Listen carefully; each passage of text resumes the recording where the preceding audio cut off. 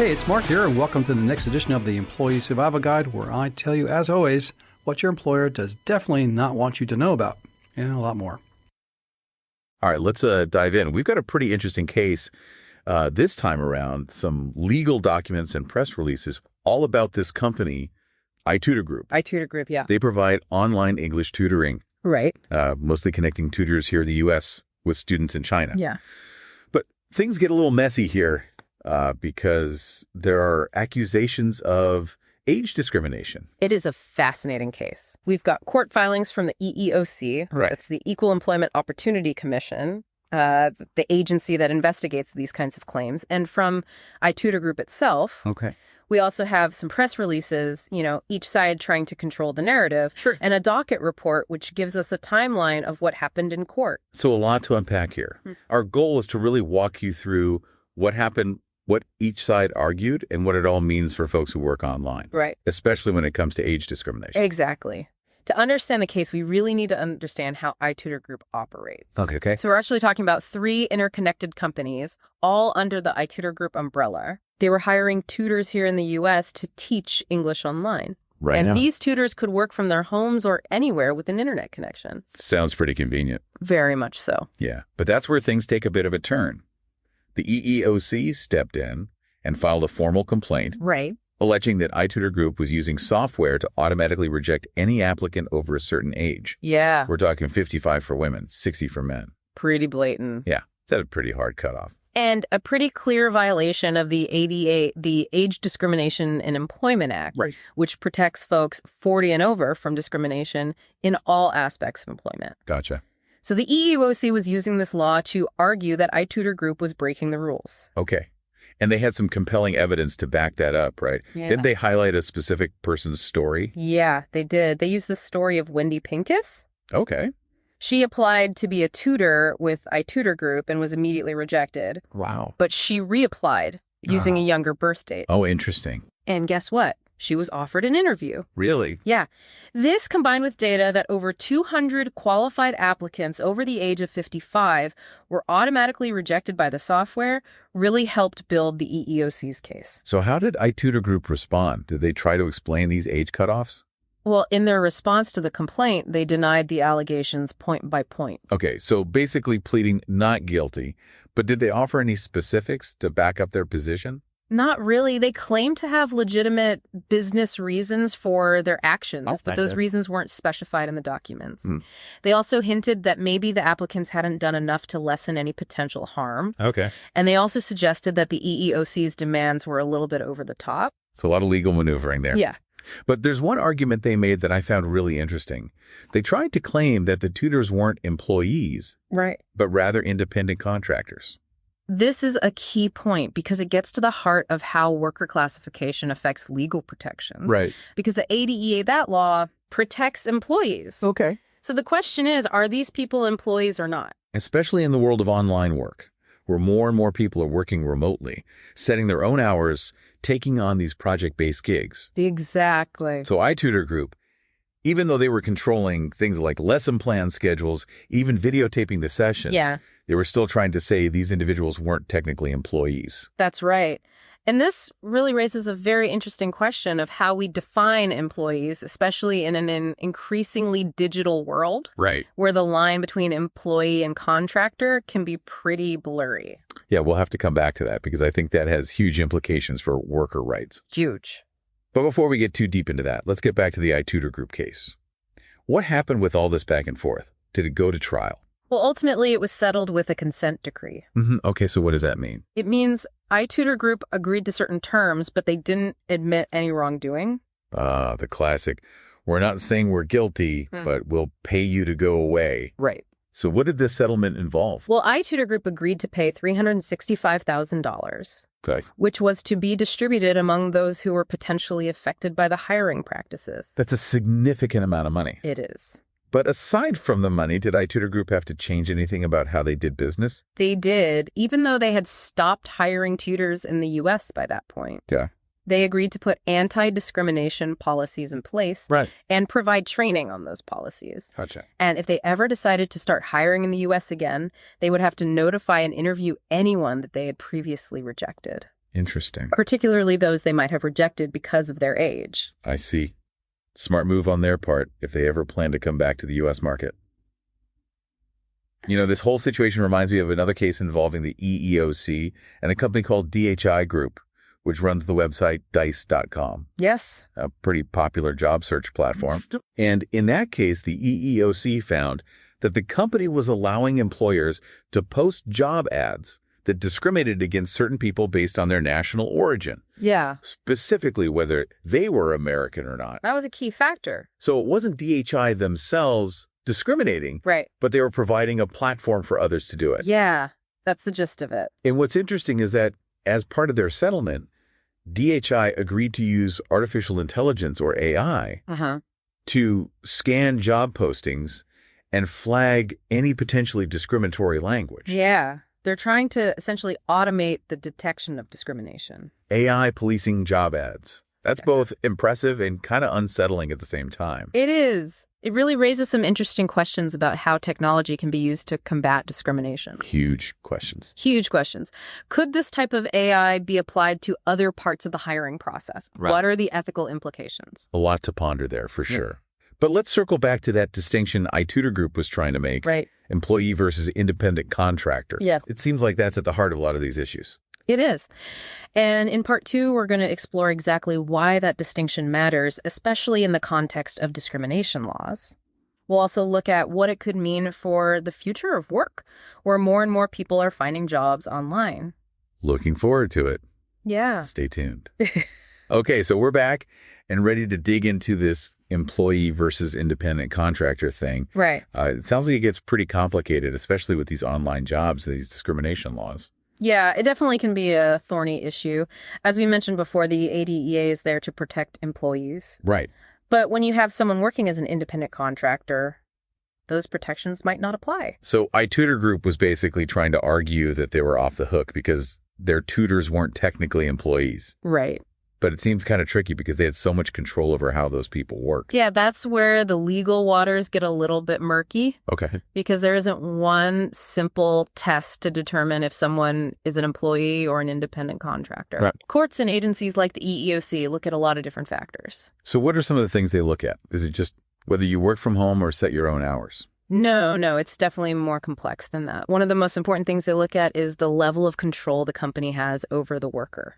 Okay. So, for example, if the company dictates the worker's schedule, tells them how to do their job, provides all the tools and materials, Right. that points towards an employment relationship. And it sounds like that aligns with what we know about Itutor Group.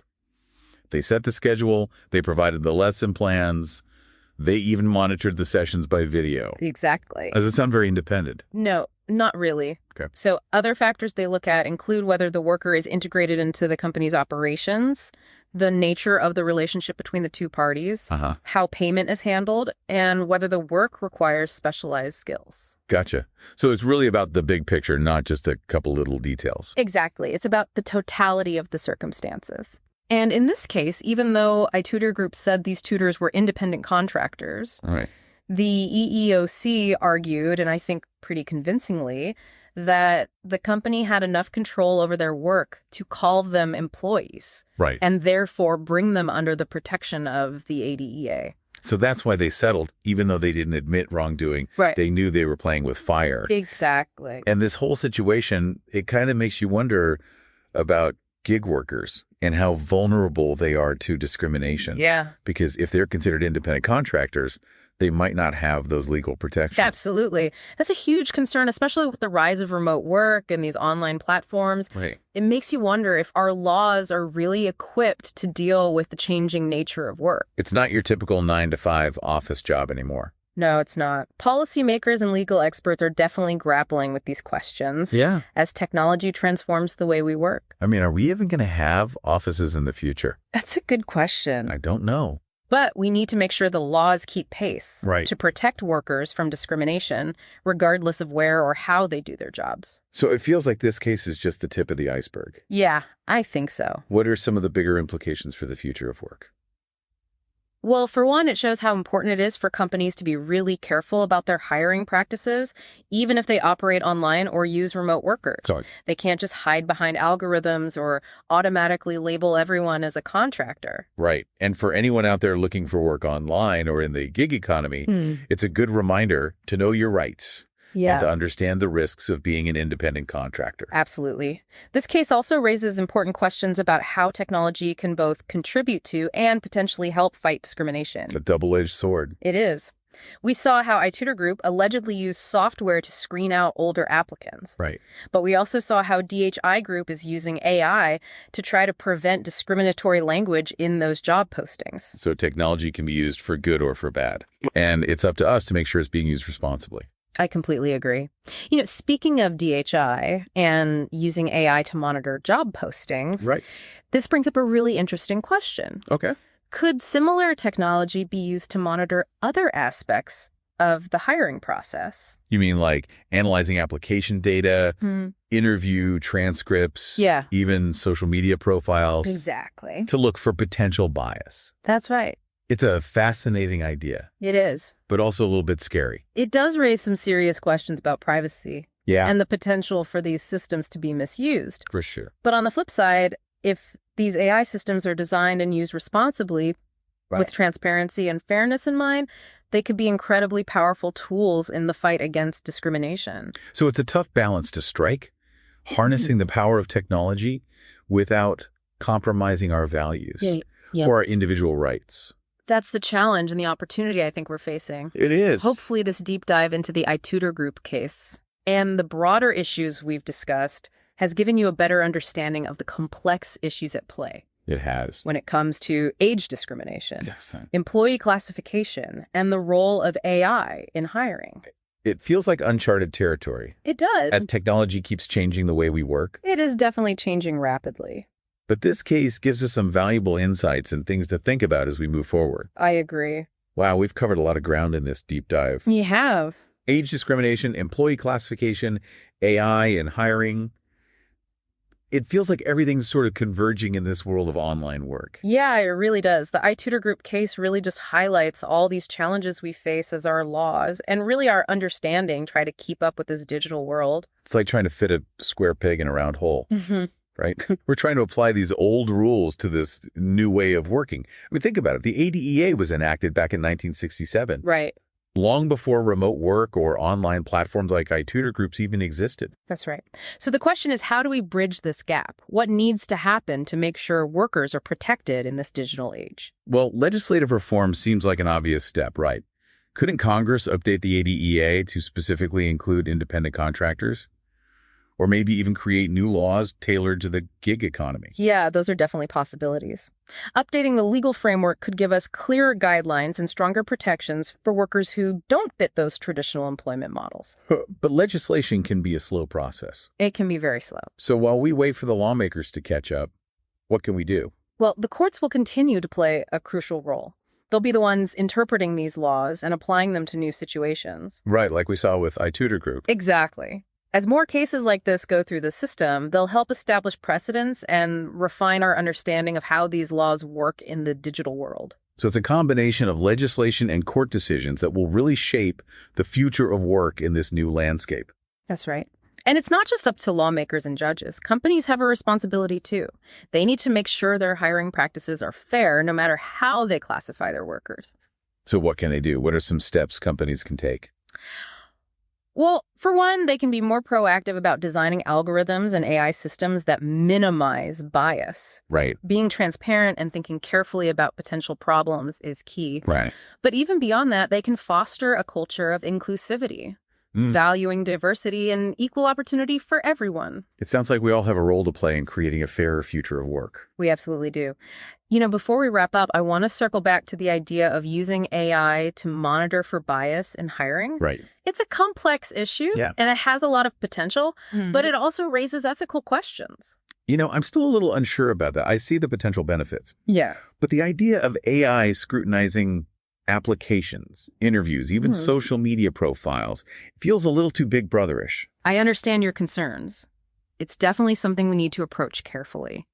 We know that AI can sometimes perpetuate existing biases if it's not developed thoughtfully. Right. But if we can build AI systems that are transparent and accountable and designed with fairness as a core principle, Right. then they could be really powerful tools to fight discrimination. So it's about finding that balance. It is. We want to use technology without sacrificing our values or our rights. Exactly. That's the challenge and that's the opportunity. We've got a lot to think about. Hopefully this deep dive into Itutor Group and all these broader issues has given you a better understanding of what we're dealing with. Oh, definitely has. It's a reminder that the old rules don't always apply in this new world of online work. They don't. And it's a call to action for everyone, lawmakers, judges, companies, and individuals. We need to be aware, think critically, and work together to make sure there's fairness and opportunity in this digital age. I couldn't agree more. The future of work is being written right now, and it's up to all of us to make sure it's a future where everyone can thrive. Thanks for joining us on this deep dive. Until next time. If you like the Employee Survival Guide, I'd really encourage you to leave a review. We try really hard to produce information to you that's informative, that's timely, that you can actually use and solve problems on your own and at your employment. So if you like to leave a review anywhere you listen to our podcast, please do so. And leave 5 stars, because anything less than 5 is really not as good, right? I'll keep it up. I'll keep the standards up. I'll keep the information flowing at you. If you'd like to send me an email and ask me a question, I'll actually review it and post it on there. You can send it to mcarey@capclaw.com. That's capclaw.com.